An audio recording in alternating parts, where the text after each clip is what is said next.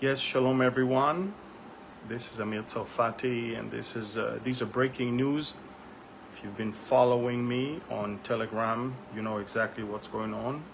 But for those of you who do not follow me on Telegram, you may want to find out that about a couple hours ago, a heavy rocket of Hezbollah just landed in a soccer field of the Druze community of Majdal Shams in northern Israel, right below Mount Hermon in the Golan Heights, and instantly killed 10 children, all of them from the age of 10 to, I guess, 18, and injured 20. Again, folks, the largest civilian casualties incident since October 7th took place a couple hours ago when a Hezbollah heavy rocket, Falak 1, it's an Iranian-made, Hezbollah-owned heavy rocket, fell in the heart of a Druze town called Majdal Shams, right below Mount Hermon, on the southern slopes of Mount Hermon, and killed instantly 10 children and injured 20. Again, this is not an attack against IDF and not an attack against Jewish town. They miscalculated, and Druze children were killed.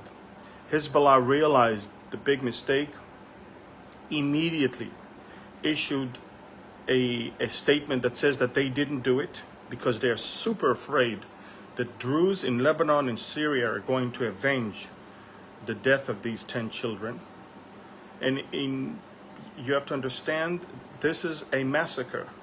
Like, you know, again, a rocket, heavy rocket, hundreds of pounds of explosive, landed out of the blue in the heart of a Druze village in a soccer field where dozens of children were playing in a broad daylight, killing instantly 10. Look on my Telegram channel, I posted very disturbing footage of children without limbs, without head. It's horrific. And what happened is that Hezbollah understands they did, that was maybe the game-changing, that was the move they were hoping to avoid. Somehow they did it because they were in such a, I don't know, a campaign of shooting rockets all throughout the day. And that may be following Israeli assassination of 4 of their special forces, Radwan forces, in southern Lebanon. So they were so angry that they decided to shoot rockets everywhere. One of them landed in the heart of a civilian town populated by Druze. The Druze is a small minority in Israel of 100,000 people. Most of them are pro-Israel, and many of them serve in this IDF. Some of them are in high-ranking positions, generals, brigadier generals. The community in the Golan is a community of Druze that used to be part of Syria until 1967, and they were so afraid that in a future agreement with Syria, they will be returned back to Syria. So they always kept this neutral position of not supporting Israel because they were afraid they'll pay for it later. But nevertheless, they are friendly citizens of Israel that Jewish people were always driving through their town on their way up to Mount Hermon. Again, folks, a Hezbollah heavy rocket 2 hours ago fell in the heart of a Druze town right below Mount Hermon in northern Israel and killed instantly 10 children, injured 20. The largest civilian casualties event since October 7th. Prime Minister Netanyahu, which is now in the US, and it's the Sabbath right now. It's already over here, but you know, in America it's still Sabbath. And normally prime ministers try to stay until the end of the Sabbath to start their journey. He already said, I'm going home. They are now making the final preparations. In the meantime, the prime minister is convening with all the heads of the security establishment in Israel. There's no doubt a heavy response must follow this event. The question is, are we going to go to an all-out war with Hezbollah, or are we going to be able to escalate our response and yet still avoid an all-out war? Because, let me just make it clear, an all-out war against Hezbollah is an all-out war where all of Israel is within missile range, and no doubt will start also a missile barrage of missiles from Syria and Iraq as well. And so when we decide to go to an all-out war, we need two things. We need the surprise element to make sure that we take from them the ability to shoot the rockets and to destroy rockets on the ground before. And I don't think we have the surprise element. They are ready right now. And the second thing is we need to make sure that we, on our side, in the home front, which is Tel Aviv, Haifa, and everywhere in Israel, we are ready also. So everybody is getting ready for a few days of major war, and where we might not have electricity or water or something like that, because Hezbollah will surely attack Israeli infrastructures as well. Also, knowing that Hezbollah is not Lebanon, unlike Gaza and the Palestinians, that they are Hezbollah, they are Hamas, Gaza is Hamas, Hamas is Hezbollah. That's not the case in Lebanon. Most of the Lebanese don't like Hezbollah, and to destroy their country because of Hezbollah, it's almost buying ourselves new enemies that right now are not our enemies. We have to be very careful in the timing, in the manner of the way we respond. So the Prime Minister is right now on the phone with the Chief of Staff and the Minister of Defense, and he needs to approve a whole package of IDF strikes, some might be in Beirut, in order to send a message that we cannot allow such a thing to happen, but at the same time keep the initiative on our side to when we want to start the war at our terms, and the right timing that we find.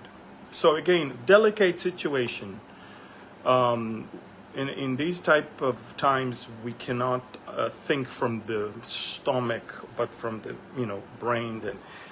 And everyone wants right now to destroy everything that Hezbollah is, and we don't mind wiping out Beirut and all of that. But at the same time, again, it's much bigger than that. And so please pray. The response will likely begin tonight. Right now it's a bit after 9 p.m. here in Israel. I'll be up throughout the night to report on Telegram. Again, Telegram is the only way you can find out what's going on. I have all the footage of what happened, the actual explosion, and unfortunately footage from what happened to the children over there that I wish I didn't have to show you, but it's there. So if you are not following me on Telegram, do that right now. Amir Tsarfati on Telegram. I have over 540,000 subscribers, and the reason I'm telling you that is do not follow fake channels with my name. The only Amir Tsarfati channel that you need to follow if you want to follow me is the one that has over 540,000 subscribers. Telegram is the only and the best and the safest way for me to communicate to you, sensitive information that social media will not allow me to.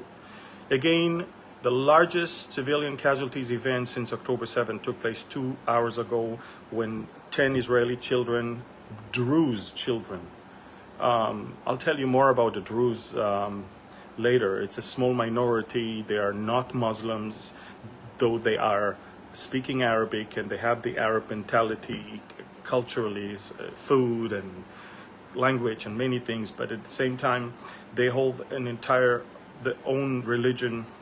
They are not seeking their own country. They are not fighting to get territory and independence. There are Druze in Lebanon, in Syria, and in northern Israel. In northern Israel, they are on Mount Carmel, Lower Galilee, Upper Galilee, in the Golan, and wonderful people, very loyal civilians that many of them serves in the IDF. I have a lot of friends that are Druze. Part of them were in my military unit as well.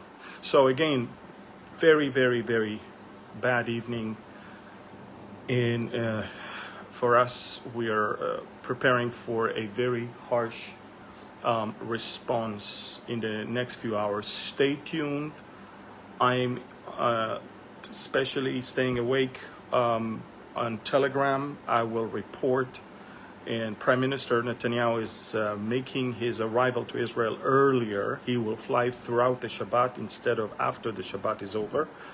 And he can, thankfully, because now he's having his own Air Force One, it's called the Zion's Wing.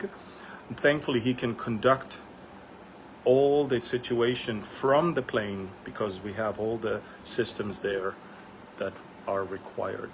So again, follow me on Telegram. War in northern Israel that might escalate to an all-out war against Lebanon. 10 Israeli Druze children were massacred. 20 more are injured. They're hospitalized. On some of them, they're fighting for their lives right now. All the details, all the footage, all videos and pictures and information is on my Telegram channel. Please, please, please. And please spread all eyes on Majdal Shams. That's where the massacre happens. And this is all civilians. It's not Hamas that is hiding behind civilians. All right. God bless you. Please share this to as many as you can. Share